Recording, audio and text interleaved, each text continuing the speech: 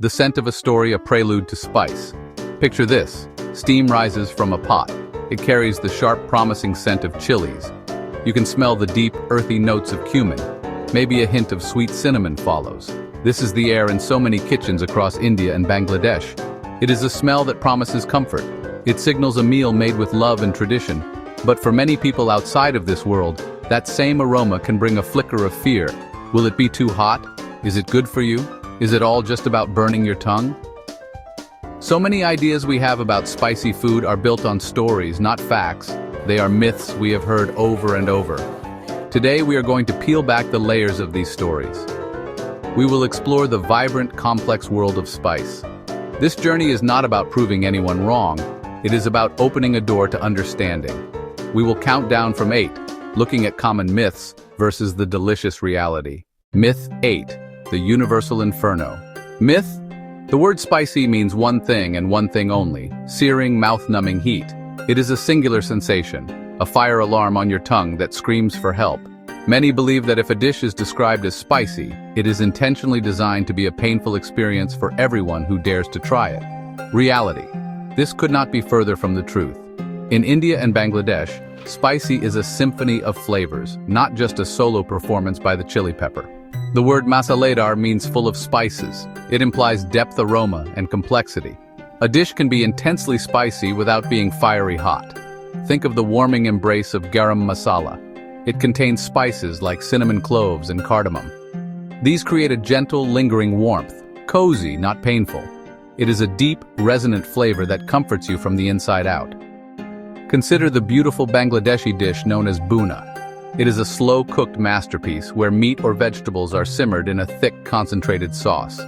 So the next time you hear spicy, think of it as a rich tapestry of taste, not just a wildfire. Myth 7. A monolith of masala lovers. Myth. All 1.4 billion people in India and 170 million in Bangladesh share an identical, superhuman tolerance for fiery food. It's believed that from childhood everyone is trained to eat meals that would make a dragon sweat. This stereotype imagines a uniform palate across a vast and incredibly diverse subcontinent. The idea of a personal preference for milder food is often dismissed. This is a simplistic and inaccurate way of looking at a huge population. Reality. It's like saying everyone in America loves only hamburgers. Food preferences in India and Bangladesh are deeply personal and incredibly regional. They vary from state to state, city to city, and even from neighbor to neighbor. In coastal regions like Kerala or near the Bay of Bengal in Bangladesh, the cuisine often features coconut milk. Coconut milk naturally mellows the heat and creates creamier, gentler curries. Even within a single family, tastes can vary dramatically. It's common for a mother to prepare a single curry and then adjust it for different family members. It is a world of choices, not a world of mandates. Myth 6. The ulcer, urban legend. Myth. Eating spicy food is a surefire way to burn a hole in your stomach. For decades, it has been a common belief that the fiery heat of chilies and other spices directly causes painful stomach ulcers. Reality, this is one of the biggest medical myths that has been thoroughly busted by modern science. The vast majority of stomach ulcers are not caused by your diet at all.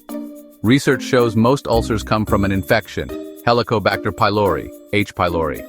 Another major cause is long-term use of NSAIDs, aspirin, ibuprofen. Spicy food is not the culprit.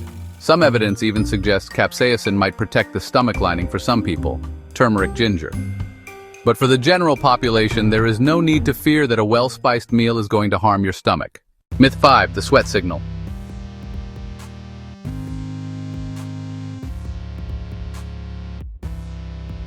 Myth.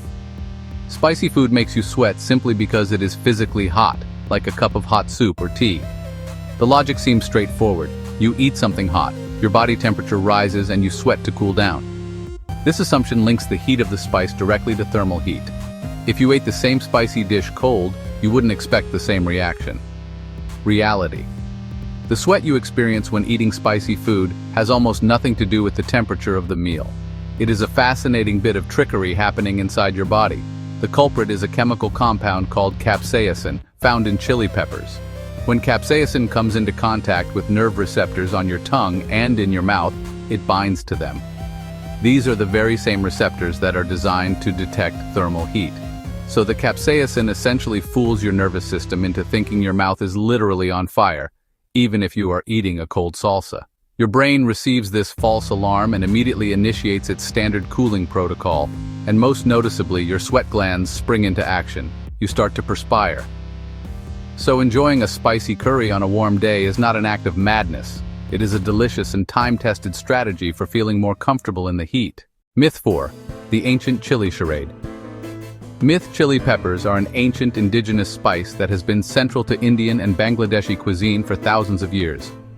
It is easy to imagine the fiery curries and vibrant red dishes we see today have been made the exact same way since the time of the Mughal emperors, or even earlier. The chili seems so integral, so deeply woven into the fabric of the food culture, that it feels like it must have always been there. Reality. This is a fascinating historical twist that surprises many people. Chili peppers are not native to Asia at all. They originated in the Americas, Mexico, Bolivia, Brazil. They were completely unknown in India, Bangladesh, or anywhere else in the Eastern Hemisphere until the late 15th and early 16th centuries. It was the Portuguese traders, following the Columbian Exchange, who first introduced these fiery little pods to the shores of South Asia. They brought them to their trading posts, and from there, the chili spread like wildfire across the land. So, what did people use for heat before the chili arrived? The answer is other, more subtle spices. Black pepper, known as the king of spices, was a major source of pungency and was a highly prized commodity traded with the Roman Empire. Another key ingredient was the long pepper, or pipali. But this beloved ingredient is a relatively recent immigrant, a delicious reminder of how food cultures are constantly evolving, adapting, and embracing new flavors from around the world. Myth 3. The greasy spoon fallacy. If food is spicy, it must also be oily heavy, inherently unhealthy. This belief often lumps all spicy dishes into greasy street food, cream-laden restaurant curries. Reality: spices are the ultimate low-calorie, high-flavor. They are what allow a dish to be incredibly satisfying without relying on fat or sugar. In fact, spices are often the key to making very healthy food taste absolutely delicious. Think about a simple bowl of dal, the lentil soup that is a staple in almost every Indian and Bangladeshi home. It can be made with very little oil, or even none at all.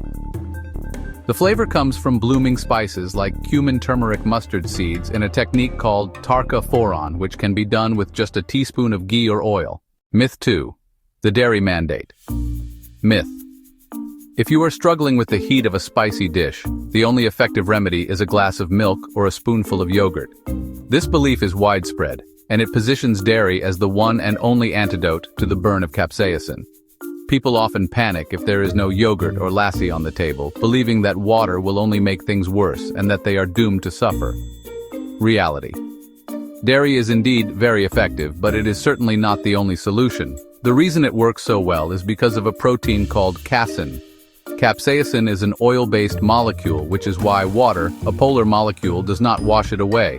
It just spreads it around. Casein, however, is a fat-loving protein. It acts like a detergent, surrounding the capsaicin molecules and washing them away from the pain receptors in your mouth. This provides quick and effective relief. Myth 1. A test for the brave myth. Eating very spicy food is an act of machismo, a test of courage and endurance. This myth frames the enjoyment of spicy food as a competition. It suggests that people who eat the hottest dishes are somehow tougher or more adventurous than those who prefer milder flavors. It creates a sense of pressure, as if you are failing some kind of cultural challenge if you cannot handle the heat. This perspective turns a meal into a dare. Reality. Enjoying food should never be a test. It is about pleasure, nourishment, and connection. In India and Bangladesh, sharing a meal is an act of hospitality and community, not a contest. The goal of a good cook is to delight their guests, not to cause them pain. Building a tolerance for spice is a gradual process, something that happens over time. No one is born loving the sensation of intense chili heat. It is an acquired taste, much like appreciating dark coffee or strong cheese. You can start small and slowly explore what level of spice you find pleasurable. It is a world of flavor waiting to be explored, not a challenge to be conquered. Beyond the burn, a conclusion of flavor and fellowship. So, our countdown has come to an end. We have journeyed through the myths and uncovered the realities of the spicy food of India and Bangladesh. We have seen that spice is not a weapon, but a paintbrush. It is used to create complex, nuanced, and beautiful flavors. It is a story of history, a bit of clever biology, and a deeply personal expression of taste. The world of spice is far richer and more welcoming than the myths would have us believe. It is a world full of warmth in every sense of the word. The real truth is that spice is a language. It communicates stories of ancient trade routes, of changing seasons, and of a mother's love. Each spice blend, or masala, is a family secret, a regional signature, a fingerprint of a specific cook's hand. When you taste a dish, you are tasting more than just chilies and cumin. You are tasting a place, a history, and a culture. It is a world of flavor waiting to be explored, not a challenge to be conquered. For more amazing food and drinks tips and recipes, subscribe to our channel and click the bell icon so you never miss an update from us. Tell us about your thoughts in the comment section. Check out our other videos for more culinary inspiration. We love you. Until next time, keep cooking, stay adventurous.